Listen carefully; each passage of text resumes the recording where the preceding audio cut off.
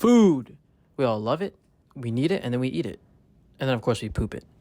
And when we eat it, it gives us the vital calories, nutrients, and energy to go about our days. But wait a second. Does food in other parts of the world give you the same vital calories, nutrients, and energy? And is this seemingly healthy process the same everywhere else in the world? And economic geography would argue it isn't, for better or for worse. A study from the World Bank found that foodborne diseases in low and middle income countries experience productivity losses due to foodborne illnesses of up to 95 billion US per year, and the annual cost of treating foodborne illnesses is expected to be up to 15 billion US dollars. But that's not all. Even the food security gap is widening, according to the Global Food Security Index, with 9 of the top 10 countries with the highest food security index being from the global north, while the difference in food security from the top performer to the bottom of the index has been widening since 2019. Okay, this seems kind of bad, but why is everything getting worse? Well, one of the problems can be attributed to globalization, which is the increasing international economic interdependence for primary commodities, and in this case, horse meat. As food industries become increasingly more globalized, as a result, commodity chains get longer and more complex, which can become more vulnerable to a contamination and exposure to bacteria or even a compromise of food integrity. In lower and middle income countries, the structure of these global food chains aren't regulated and consists of large actors, small actors, large informal sectors that are pretty much rarely organized.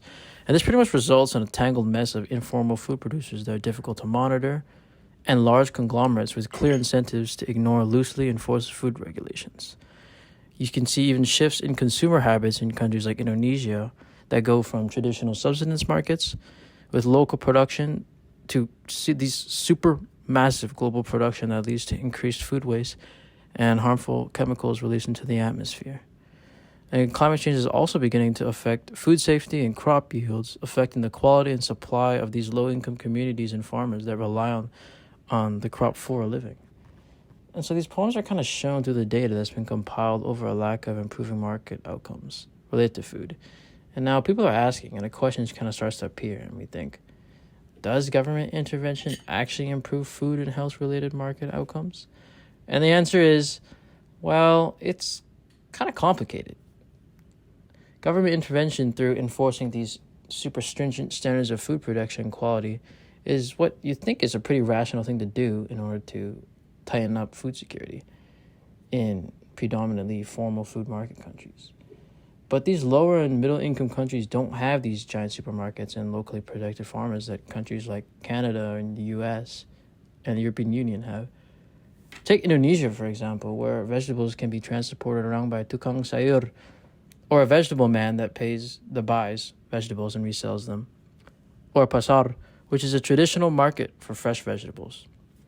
And as these food standards get tighter and tighter, because people want to minimize food contamination, there's this larger risk that these low-income producers and value chain actors will be displaced by these larger domestic supermarkets. And this is the case in Indonesia, where in the 2000s, the Indonesian government encouraged foreign investment, implemented these large supermarkets like Giant. And what these supermarkets did is they significantly lowered the market price of the goods in the supermarket. Yay! Now, with more of these giant supermarkets, it'll be easier to identify and monitor these food chains, right? And now we get safer food for everybody. No, not really. By lowering the price of the supermarket goods, it kind of decreases the profit gained by resellers, like a reseller like ASAP, who got priced out of their tukang sayur life since people pretty much stopped going to these mobile vendors since the prices were so similar to the supermarkets. And these resellers like ASAP lost a lot of profit. And you kind of see these problems generated through more stringent food quality standards that hasn't only impacted Indonesia, but other developing countries too. These farmers and sellers don't have the financial capital and resources to compete with supermarkets in this highly demanding food market. And in the 2000s, countries like Kenya and Uganda both saw major declines in small farmer exports to Europe under the Global Good Agricultural Practice. And unfortunately, exporters were forced to certify these farmers under this global agricultural practice. And those who were unable to meet these requirements were dropped. And Kenya saw a 60% decline in small farmers exporting food, while Uganda saw a 40% decline.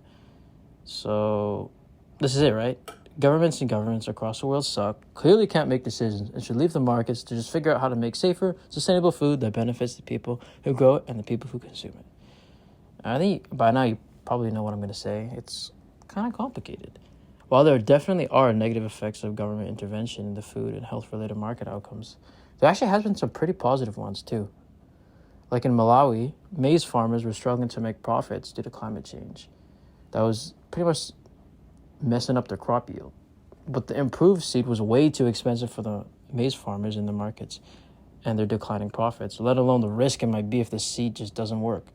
So the government in Malawi introduced a farm input subsidy program, which used government subsidies to make the maize seed available and affordable on the market.